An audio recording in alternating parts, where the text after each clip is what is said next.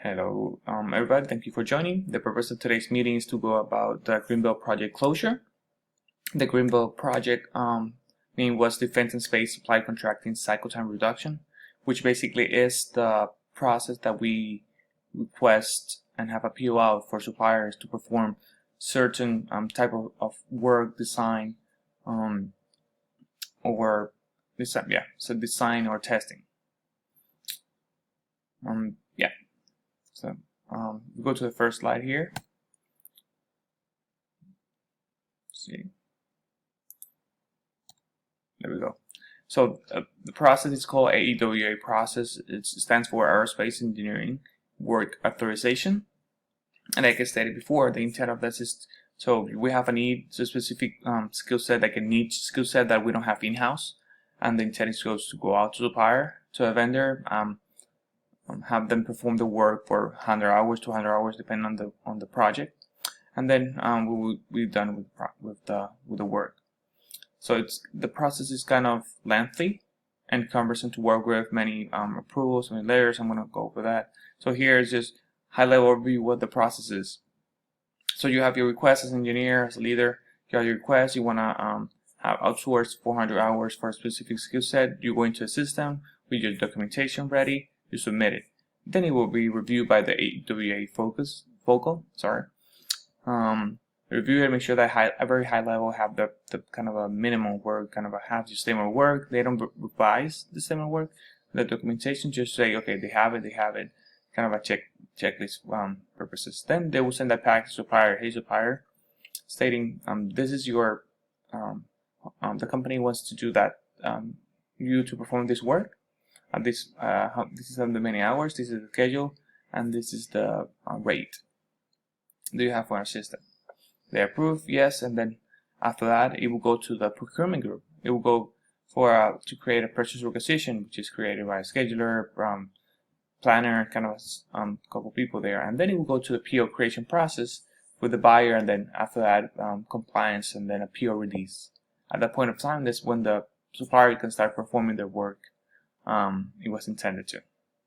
So this is a very high level way of the process. I'm going to go into details in the next slide. So here, what's the purpose statement? Why we need to address this process and try to reduce waste and kind of a streamlining in however possible. So the problems, the issues that it has too many steps. So each of the 5 steps that we saw, there are many steps within. They're cumbersome. They're just sometimes it's just not necessary, and some of them can be avoided at all. So we're gonna go over that later on. Then it has several layers of approval. It has approvals from managers, directors, depending on the dollar threshold. That's how high it will go for approval on the process. And it will go on approval at the beginning of the process, and then when it gets to procurement, it's gonna have the same level of approvals for executive schedule for approval.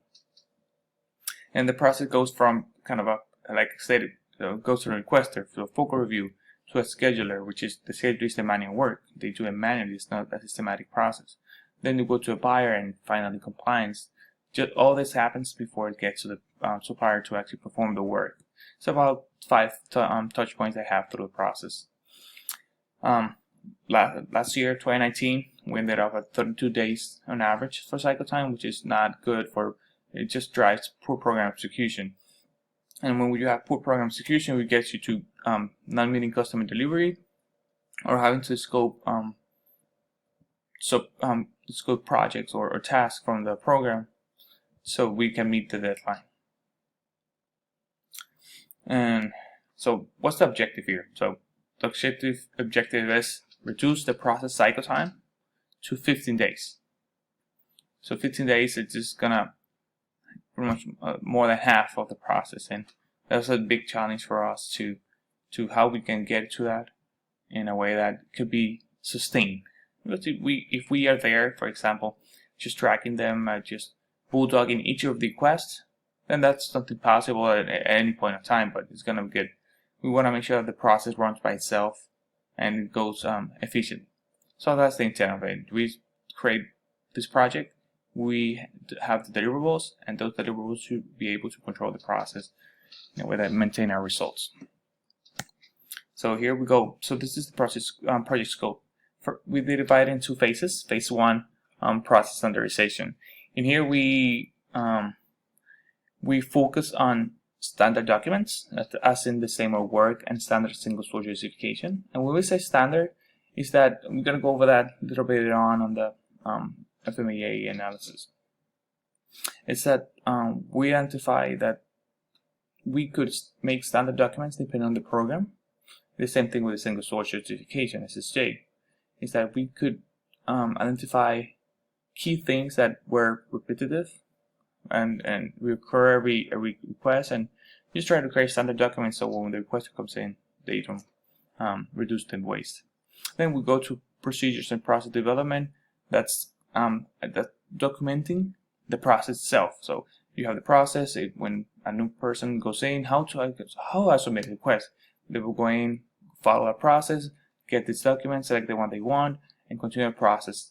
And then a training package. A training package will be shared, and this year's every quarter, and going forward once or twice a year. And the intent of all this process standardization is to increase the first pass yield package. So whenever they go in, that's the intent is whenever I go in, I review the steps, kind of a checklist wise.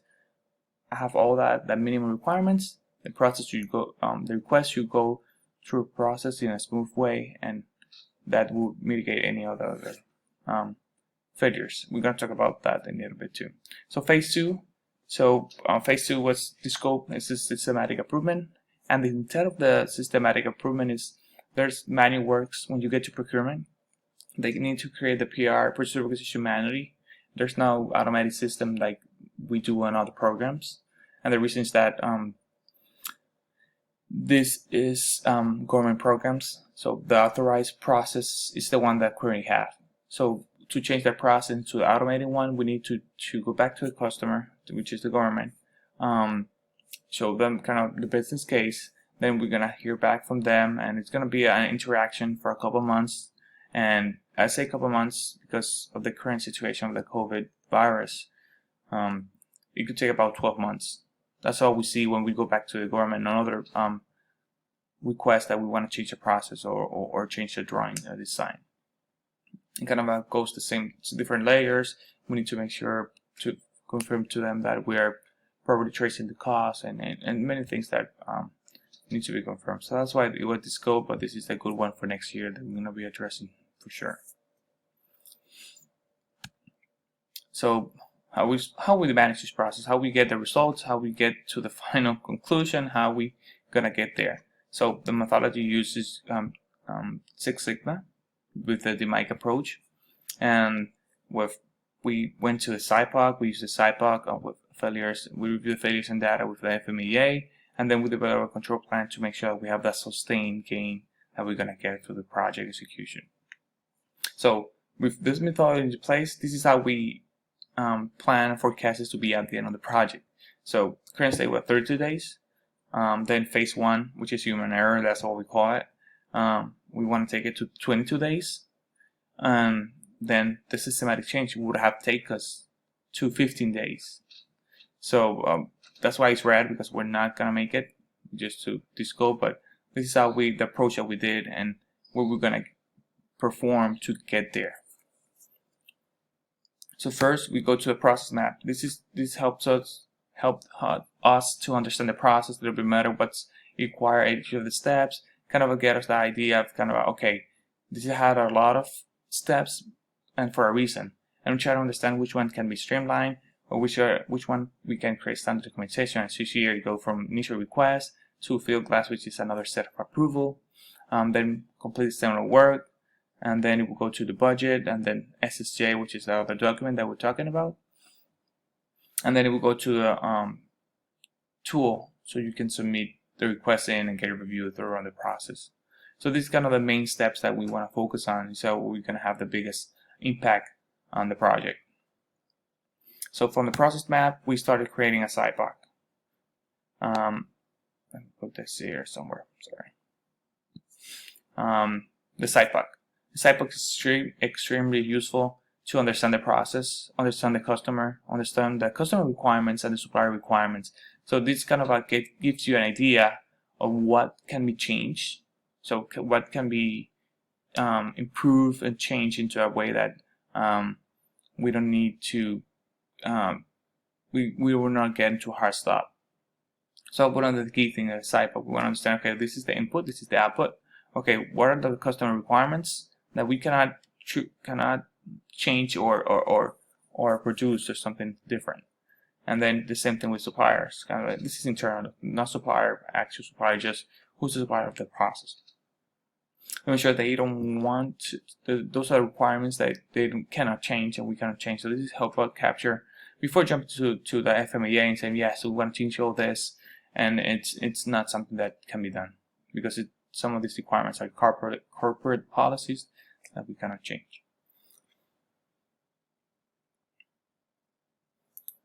Then we go to the FMEA. This is the most the most powerful tool there is to project improvement, and it was extremely valuable on the project.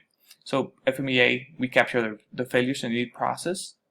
We give them a recurrence, an impact, and control system that we have rating, and then we kind of if we could able to do something with that, what would be the impact, the changes kind of on recurrence, control, and severity.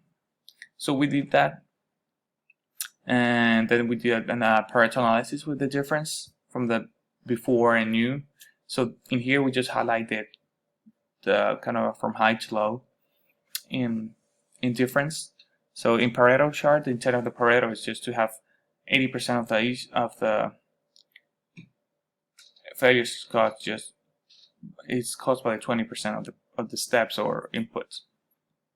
In this case, as you can see here, if we go to the 80% around here, I think it is, we have 1, 2, 3, 4, 5, 6, and when we started reading this, okay, pretty much okay, incorrect project schedule incorrect, document. When we went through this, just everything that was failing is just documentation that the requester had a power to change or to control.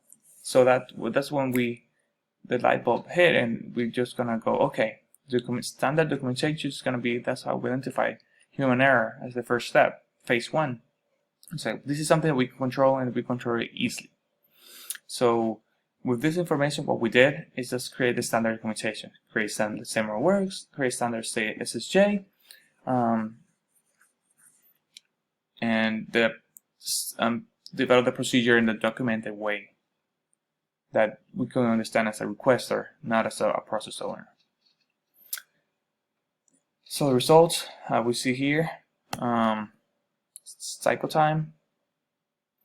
These are the results and deliverables that we have. So cycle time last year was 32 days on average. Year to date we are 23 with a goal of 22. If you can see from the right side with all on the table here, we have, since we started this out into April timeframe, we can see that January, it was not a good month, 27 days compared to 22, but that's when we started the project. So we might just, we set up and kind of get that going to training folks, learning the tool, learning the form and everything. So they will go to, if you see through the next 3 months, you can see that it's pretty much under control. It's just 22 days, 23. So that means that the documentation and the process that we executed are in control. So go back to the deliverables. Standard work, we created 3 standard works, SAMR works, depending on the program base. So depending on the type of program you work with, that would give you the best closest one, and just make sure that just fill minimal information that will make sure that you have a first pass EU package. The same with the SSJ, and then the documented process, like I said before, just to make sure that you take that package, you read it, and you follow it through, and you make sure that you're gonna have a first pass EU package with a 22-23 days cycle time. And that was the result. Thank you for joining.